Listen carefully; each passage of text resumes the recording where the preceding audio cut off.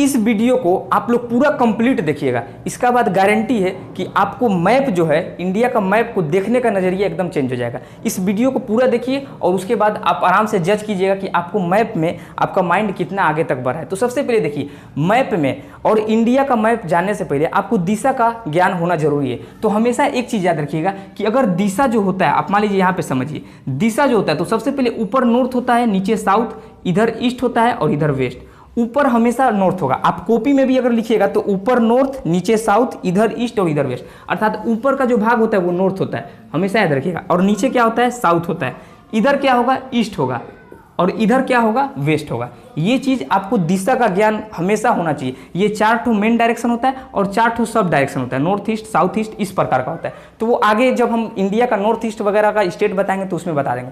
अभी आपको ये 4 मेजर जो डायरेक्शन होता है आपको याद रखना है कि ऊपर नॉर्थ होता है, नीचे साउथ होता है, इधर ईस्ट होता है और इधर वेस्ट होता है। आपका रीजनिंग का जो डायरेक्शन वाला चैप्टर होता है उसमें ये काफ़ी काम देता है। अब देखिए, हम लोग जानते हैं भारत का दक्षिणी भाग अर्थात भारत का साउथ स्टेट और साउथ से रिलेटेड जितने भी क्वेश्चन है उन सभी चीज़ों को। तो देखिए, भारत का जो देखिए ये जो रीजन है, ये भारत का साउथ भाग है। ये जो है भारत का साउथ भाग का हिस्सा है भारत का। अब देखिए, जो भारत का दक्षिणी भाग है, यहाँ देखिए ये जो पूरा आप देख रहे हैं तो ये भारत का साउथ का आकृति है अर्थात दक्षिणी भाग का आकृति है। दक्षिणी भाग करने का मतलब ये भारत का दक्षिण में आता है। तो आप सुने ही होंगे कि साउथ का मूवी है अर्थात ये साउथ का स्टेट है। तो अब ध्यान से समझिएगा, तटीय राज्य, भारत के तटीय राज्यों की कुल संख्या कितनी है। अभी इस वीडियो को पूरा वॉच कीजिए, आपको हर एक चीज़ क्लियर समझ में आ जाएगा। तो सबसे पहले शुरुआत से हम लोग देखते हैं कि यहाँ से जो है भारत का तटीय राज्य स्टार्ट होता है। तटीय राज्य कहने से मतलब होता है कि वो जमीन का वो भूभाग जो पानी से सटा हुआ है उसको तट बोलते हैं, और वही जो राज्य होता है उसको तटीय राज्य बोलते हैं। अर्थात जो जमीन का हिस्सा जो है पानी से सटा रहता है उसको तट बोलते हैं, किनारा बोलते हैं। तो अब देखिए, भारत का तटीय राज्य कितना है, भारत का सबसे बड़ा तटीय राज्य कौन है, भारत का सबसे छोटा तटीय राज्य कौन है, ये सब आपको क्लियर हो जाएगा। तो सबसे पहले हम लोग समझते हैं, देखिए यहाँ से भारत का तटीय राज्य स्टार्ट होता है क्योंकि ऊपर का जो राज्य है वो कहीं ना कहीं जमीनी भूभाग से सटा हुआ है। ये जो ऊपर का जो राज्य यहाँ पर आता है तो ये पाकिस्तान वगैरह से सटा हुआ है, तो ये नहीं काउंट करेंगे। यहाँ से जलीय सीमा स्टार्ट हो जाता है यहाँ से, तो ये काउंट होगा। अब देखिए, ये जो है ये है गुजरात, ये है गुजरात। देखिए ये गुजरात है, यहाँ से यहाँ तक ये जो नक्शा देख रहे हैं यहाँ तक, ये गुजरात का नक्शा है। इसका बाद आता है महाराष्ट्र, हम शॉर्टकट लिख रहे हैं MH, हम शॉर्टकट लिखे MH, गुजरात, फिर महाराष्ट्र, फिर यहाँ आता है गोवा, फिर यहाँ आता है गोवा। आप लोग गाना भी सुने होंगे, गोवा वाले बीच पे ये सब, तो यही है गोवा।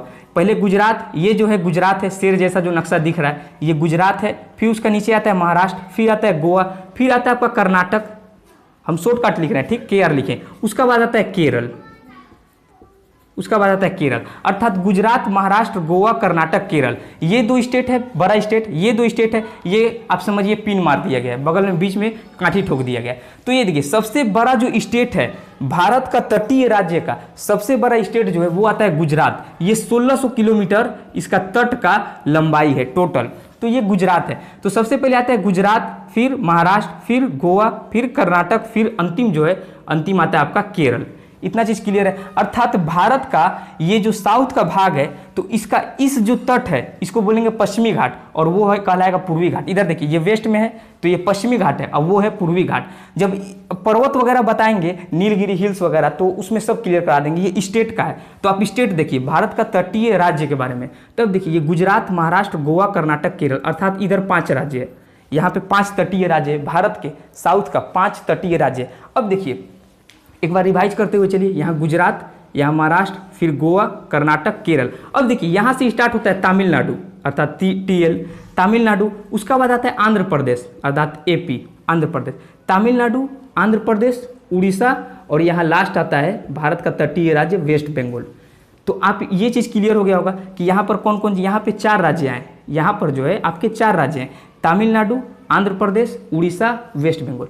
अर्थात अब आप बता सकते हैं कि भारत के तटीय राज्यों का अर्थात भारत के टोटल तटीय राज्य कितने हैं, कोस्टल स्टेट्स। तो भारत के टोटल कोस्टल स्टेट्स जो है वो 9 है।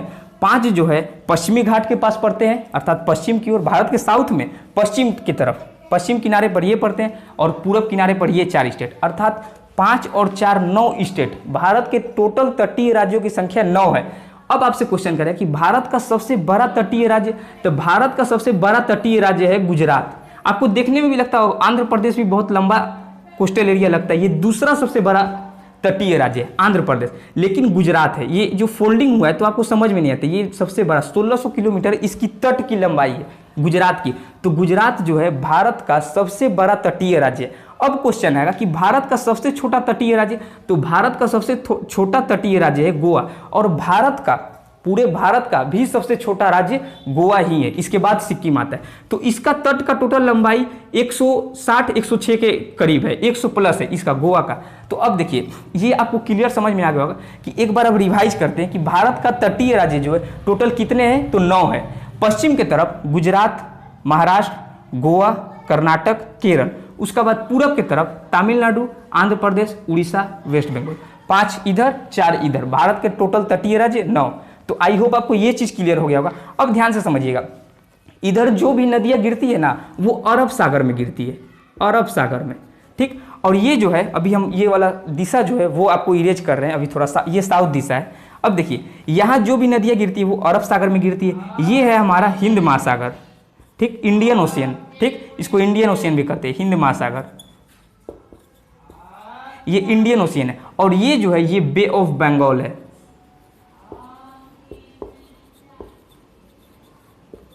बे ऑफ बंगाल अर्थात बंगाल की खाड़ी। अब एक बात बताइए, जो नदी पश्चिम से पूरब की ओर बहकर जाएगी अर्थात महानदी, गोदावरी, कृष्णा, कावेरी, सभी नदियां जो है, ये नदी वाला टॉपिक में और अच्छे से क्लियर हो जाएगा। तो ये सभी नदी बे ऑफ बंगाल में गिरती है। और जो नदी पश्चिम की ओर बहती है जैसे साबरमती हो गई, ताप्ती वगैरह जितने भी हो गए, ताप्ती, नर्मदा, ये सब अरब सागर में गिरती है, यही खंबात की भी खाड़ी है। तो अब देखिए ये जो वीडियो था ये मेजर स्टेट के बारे में जानने के लिए था। ये टॉपिक जो है स्टेट को ही लेकर बनाए थे कि अब इसमें आपको स्टेट का पूरा जानकारी हो गया। अब आगे नदियों का भी चैप्टर आएगा, पर्वत पठारों का भी चैप्टर आएगा, तो ये चीज आपको क्लियर हो गया होगा। अब एक बार देखते हैं आप प्रैक्टिस करने के लिए कि आप बता पाते हैं कि नहीं। अब आप ये चीज पूरी अच्छे तरीके से कॉपी में नोट कर लीजिए, उसके बाद हम देखते हैं। चलिए इसको इरेज करते हैं अभी। अब देखिएगा इसको क्या करना है, आपको एक बार रिवीजन कर लेना है इन पूरे स्टेट को, उसका बाद ये आपके माइंड में सेट हो जाएगा हमेशा के लिए। और इनसे रिलेटेड जो भी क्वेश्चन आएगा, जैसे भारत का सबसे बड़ा तटीय राज्य, तो अभी अब आपको मालूम चल गया होगा, आपका दिमाग में ही क्लिक हो रहा हो कि गुजरात है, आप नक्शा में भी देख लिए।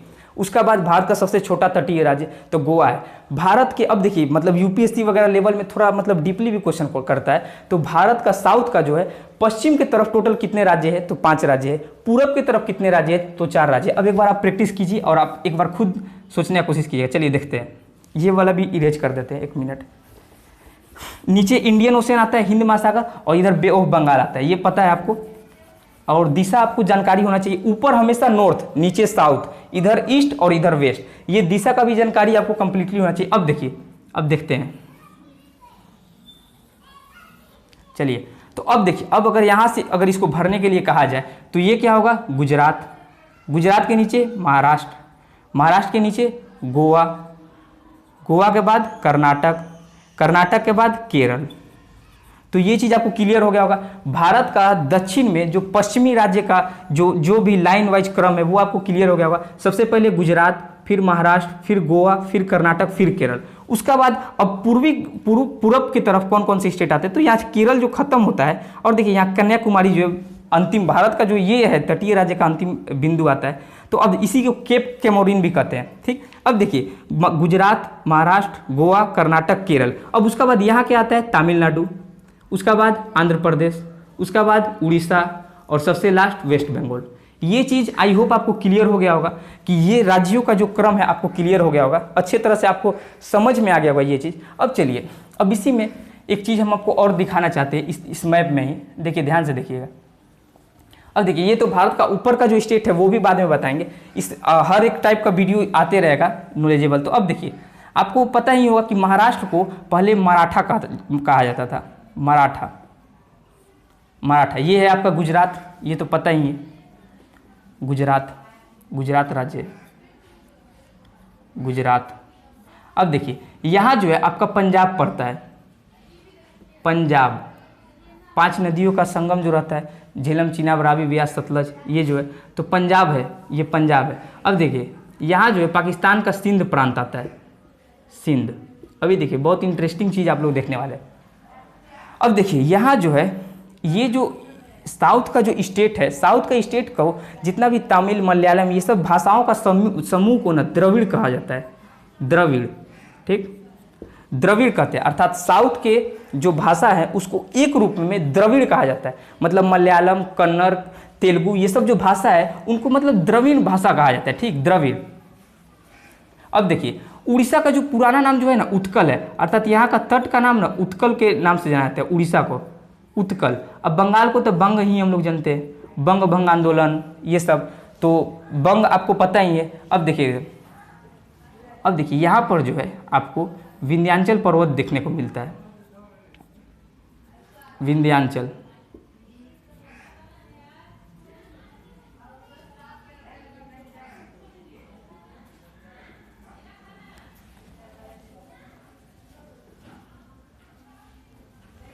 अब देखिए यहाँ पर जो है शिवालिक का रेंज आता है और हिमाचल प्रदेश भी है यहीं पर। अब देखिए ये जो हिम का आंचल, अर्थात यहाँ पर हिमालय पर्वत का जो है